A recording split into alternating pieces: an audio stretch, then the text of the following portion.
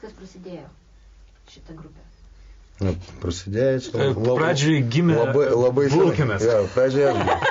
Ne, gal pradėkime nuo tėčio ir mamos. Gal nereikia. Tėtis su mama. Kokia jūsų laida? N14 ar...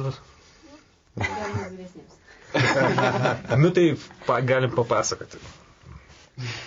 Ne, gal nereikia. Nežinau, ar būtina pasakyti, jeigu... Ne, tai tos pačios technikos nepasakau. Iškart kaip...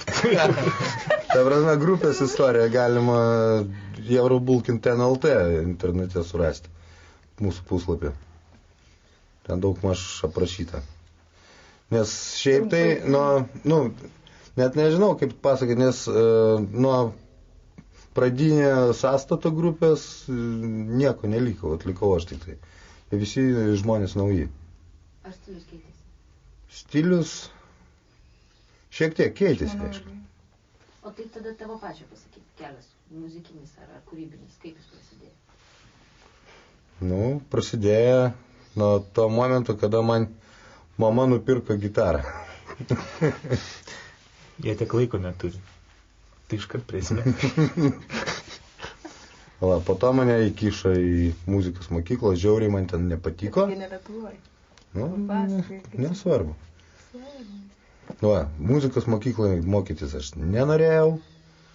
Ir po to, kada man įsikovojau teisę nelankyti muzikos mokyklą, tada man nupirko gitarą ir aš pradėjau muziką pats užsiminėti. Jau savo norų. Nu ir galų gale ir išmokau. Bet taigi daug kolektyvų buvo. Buvo. Taigi praktika. Nu taip. Didžiulė praktika. Grojau ten skirtingose kolektyvuose, kad ir dabar groju ne vienoje grupėje, o dabar 2 grupėse groju. Dainuoji su mumis. Nu, tai ir tas pats. Ne visai. Nu ką, balsas irgi instrumentas. Pats sudėtingiausias turbūt netgi.